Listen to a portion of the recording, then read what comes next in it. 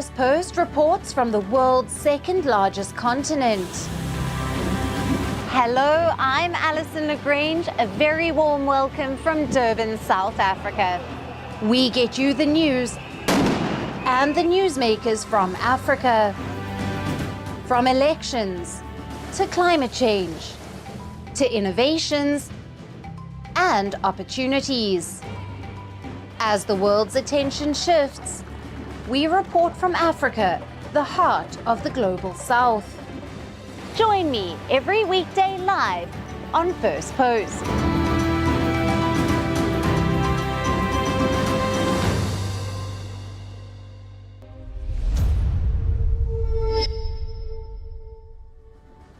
Hello and welcome to Firstpost Africa, where we get you the top stories from the continent and from across the world. I'm Alison Lagrange, coming to you live from Durban, South Africa. First, let's take a look at the headlines. U.S. President Donald Trump's Ukraine envoy, Keith Kellogg, arrives in Kiev to meet Ukraine's President Zelensky a day after top-level American and Russian delegations met in Riyadh. Australia's spy chief says the country's military is being targeted by foreign intelligence over its AUKUS nuclear submarine partnership with the US and the UK. Lawmakers move a motion in Iran's parliament seeking to dismiss the economy minister Abdel Nasser Hemati amid the sharp decline in the national currency, the rial.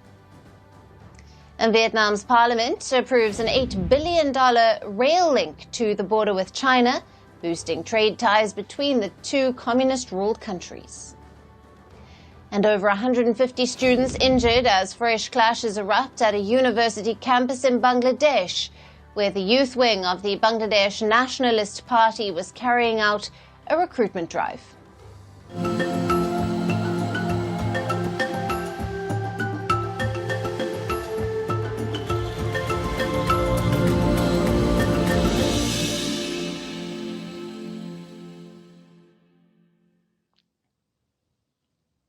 Hello and welcome.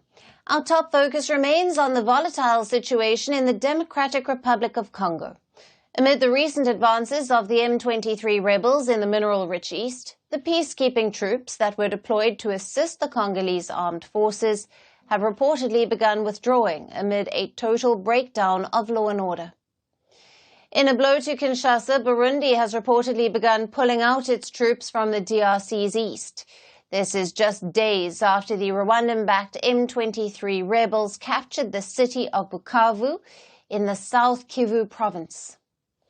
Burundi had deployed around 10,000 soldiers in the South Kivu province to support the Congolese forces.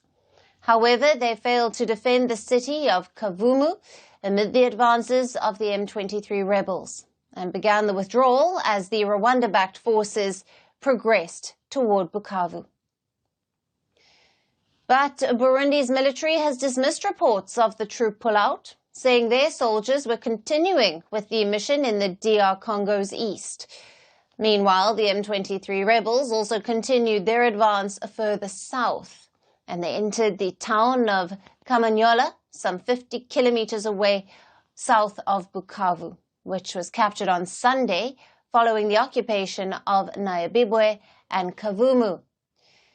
Intense fighting also ensued in the Lubero territory. Now it lies north of the city of Goma, which was taken over by the rebels in January. Reports suggest that the rebels are now heading toward Butembo, another major city in the DR Congo's east, which is roughly 200 kilometers from Goma. The DR Congo's neighbor Uganda has also sent troops to the eastern town of Bunia, the capital of the Ituri province, to fight local militias who have been committing massacres in eastern Congo. Uganda's troops already stationed in the province have been fighting alongside the DRC forces against an Islamist group that has been linked to the Islamic State group. But its latest involvement has further complicated the situation in the DRC. Fears are growing on the conflict becoming a larger regional war. The DRC's President Felix Tshisekedi met with his Angolan counterpart João Lourenço in Luanda to discuss the deteriorating situation and possible solutions to the conflict.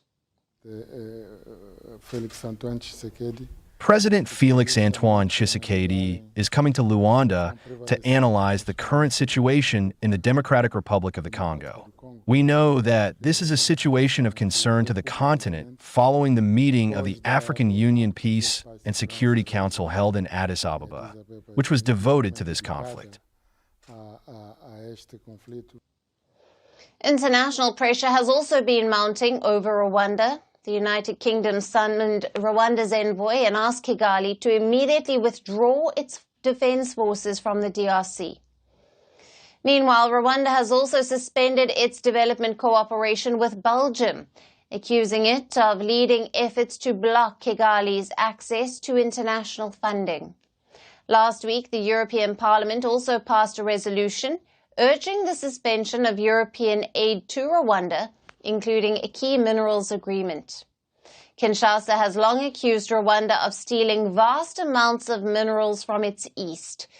Still, it calls for international sanctions on Rwanda have not been fully successful. Will Kinshasa succeed in garnering support for its cause, or will Rwanda give up its support for the M23 and withdraw its troops? Now, to discuss more on this, we have with us Regan Miviri, a conflict analyst at Ebuteli Institute, who is joining us live from Beni in the DRC. Welcome to Firstpost. Thank you. Now, what are the implications of Burundi's army withdrawing from the eastern DRC, especially in light of Uganda deploying its forces in Bunia? Does this signal a shift in regional alliances or military strategies? Yes, I'm not sure that is really a big shift, but of course it's a development, a new development in this conflict, and we think that this will de-escalate the tension between Burundi and Rwanda. But still, the conflict, the M23 crisis and the conflict between Rwanda and DRC will remain. So that is just, I think, a position which is depending on the situation on the ground. I think that FRDC, the Congolese army, has withdrawn in some places, so the Burundian couldn't fight alone, so they withdraw as well. So I think it's much more that, but I think Rwanda will still backing M23. And Uganda is playing a double role. While they're still fighting against ADF, they are also doing some activities which we can consider that they are unilateral. But still, for now, it looks like they didn't involve themselves in fighting against the national army in DRC, like in Bunia. Right, right. And with the M23 rebels capturing Bukavu and pressure mounting on Rwanda to cease its alleged support for the group, how likely is Kigali to change its stance? What impact could diplomatic or economic measures have on Rwanda's involvement in the conflict?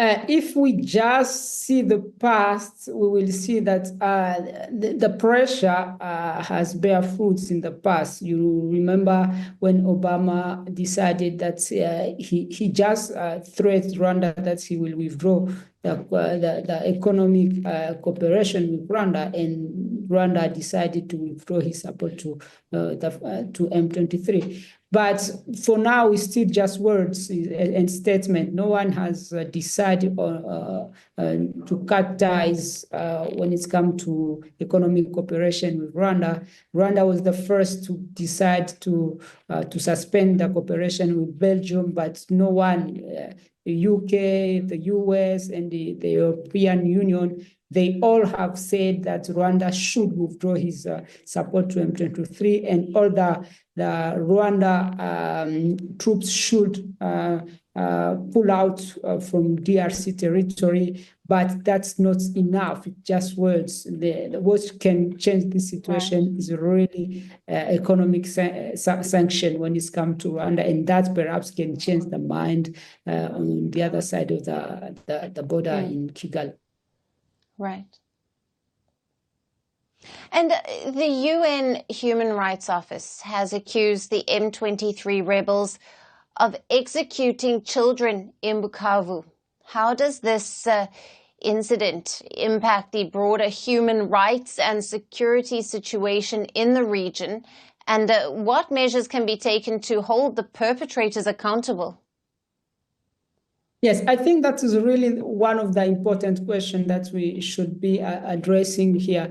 I think the human rights situation has worsened in DRC in general, and in Goma and Bukavu in particular. So these zones where the rebel group has control. So it's not just about killings; it's also rape, it's also robbery, and all these things. So a lot of reports coming from Goma and Bukavu has confirmed this violation of human rights, and I think it would be important that the international community and the UN in particular may have like a right stand on this and make sure that these incidents are documented, but also measures are taken. Measure in this situation, measure can be individual sanction. Yes, of course, there is some who have been taken, but there is perhaps a need to have more. But also, like MONUSCO, who is still in some parts of this control area, should be doing his role, and their mandate perhaps should be strong enough so that they may try to protect the civilian. I think protection of civilian is the main issue right now. Right. Thank you very much for being with us on First Post Africa. Thank you.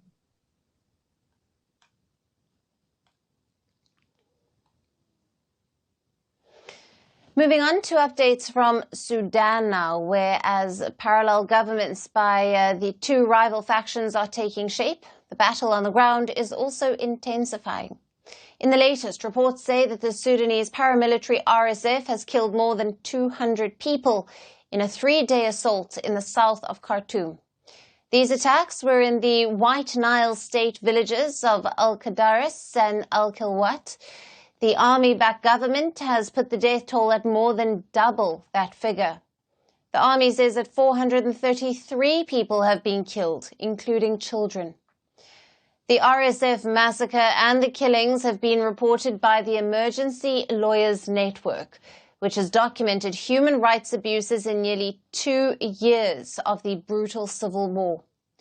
Between the army headed by General Al-Burhan and the RSF headed by Hamdan Dagalo, the network claims hundreds more were wounded or missing and feared drowned after the RSF opened fire on villages as they attempted to flee across the White Nile.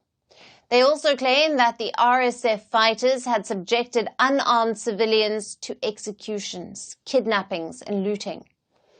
The White Nile state extends from just south of Khartoum to the South Sudanese border. It is currently divided by the warring parties.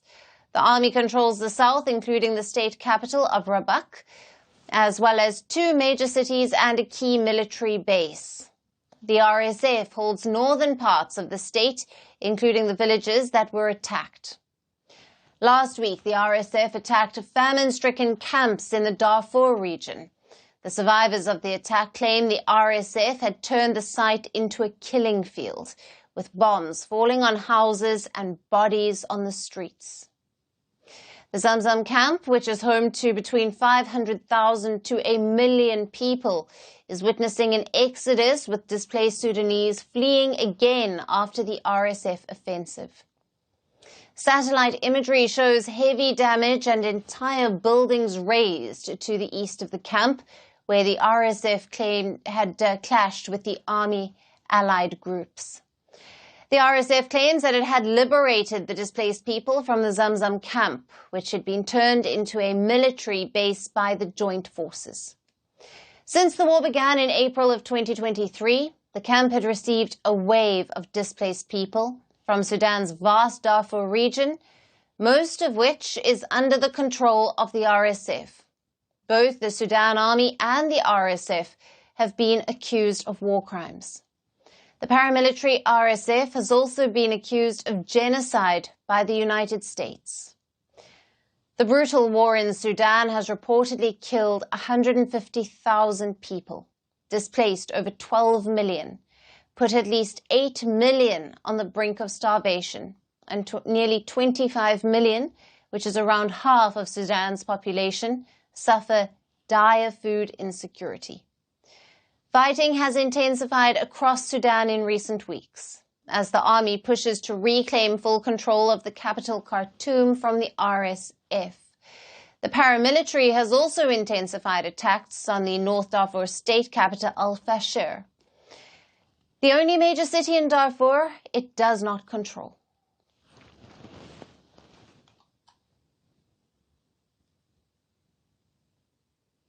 And now turning our attention to East Africa, where pressure is mounting over Uganda to free a prominent opposition leader who has been in detention since last year. Now, in the latest, the Commonwealth, which is an association of 56 countries, has called on the East African country to release the jailed opposition leader, Kizza Besigye. In a statement, the Commonwealth said that Besigye's detention undermined the principles of democracy, human rights and the rule of law, adding that the Commonwealth looks forward to the return of a more inclusive and democratic political environment in Uganda. The Commonwealth's criticism came amid mounting public anger against the government over Besigye's prosecution by a military court and a nearly 3-month incarceration for offences including illegal firearms possession and treachery. Calls for his release have increased, with several opposition leaders issuing a 48-hour ultimatum to President Yoweri Museveni to release Besigye, who went on a hunger strike last week and was briefly hospitalized for poor health. However, President Museveni has dismissed concerns about Besigye's health. He described Besigye's hunger strike as a blackmail aimed at generating sympathy to get bail. Now, earlier this week, police detained at least 5 activists, including leaders from Besigye's political party, who were protesting in the capital Kampala to demand his release. Meanwhile, the Ugandan judge has rejected a demand to release Kizza Besigye from jail due to ill health and has sent the visibly frail government critic back to prison. Now, Kizza Besigye is a member of the Forum for Democratic Change, or the FDC, who ran to become president 4 times but lost every time. Besigye is a trained physician and was once the personal doctor of President Museveni. He is also a former military officer and was once a close ally of Museveni. However, later he turned into one of his biggest critics. Besigye has faced dozens of arrests since he joined the opposition over 25 years ago. In November last year, Besigye made headlines when he was detained in neighboring Kenya in what senior Kenyan foreign affairs officials described as an abduction. He was subsequently brought home and put under detention after a trial in the military court. Critics of Museveni have argued that Besigye's detention is the latest example of hardening authoritarianism ahead of an election next year, in which the president is expected to stand again. 80-year-old Museveni has ruled Uganda with an iron grip since 1986, but rights groups and international watchdogs have repeatedly accused his government of suppressing the opposition and human rights abuses, including torture and extrajudicial killings. The government has denied these allegations time and again. Still, it has continued to crack down and arrest opposition leaders, in the run-up to elections in 2026.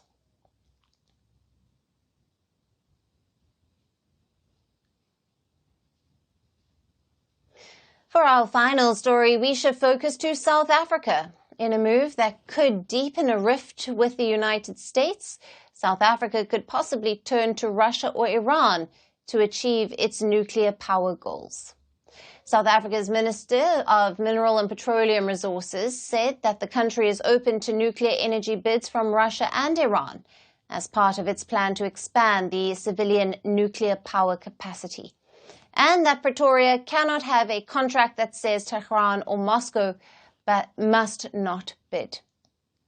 Now, South Africa is home to Africa's only nuclear power plant, the Koeberg Nuclear Power Station.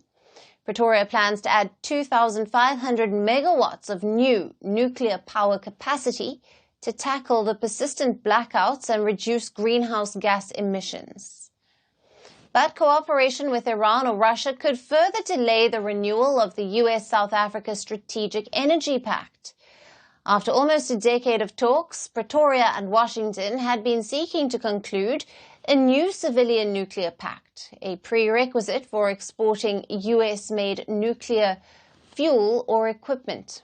Now, Pretoria says the negotiations for a new agreement have been finalized at a technical level, but nothing is signed yet as legal processes remain incomplete. Failure to secure a new deal could block South Africa's power utility Eskom from sourcing reactor fuel from America's Westinghouse, the corporation for Unit 1 at Koeberg. And Unit 2 of the plant is supplied by France's Framatome.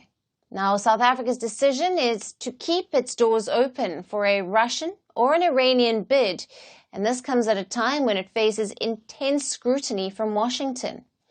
This after President Donald Trump issued an executive order halting all foreign aid, including that to South Africa.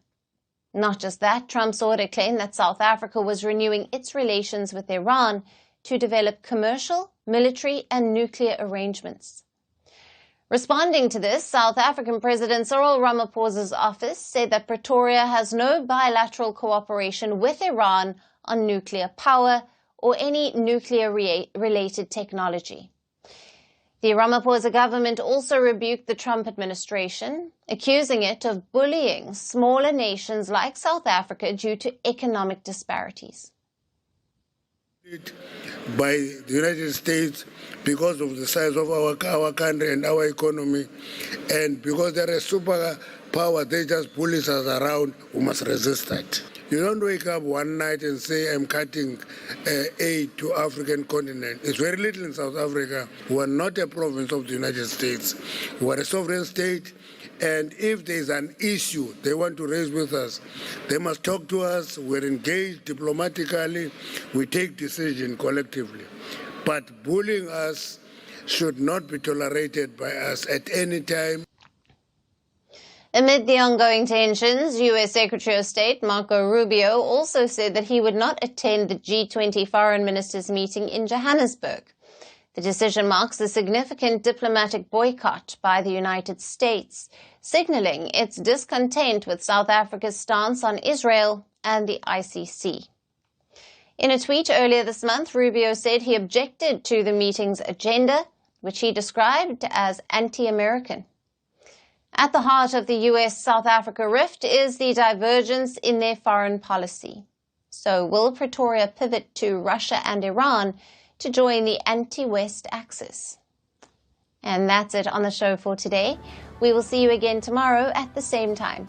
Thank you for watching, and goodbye.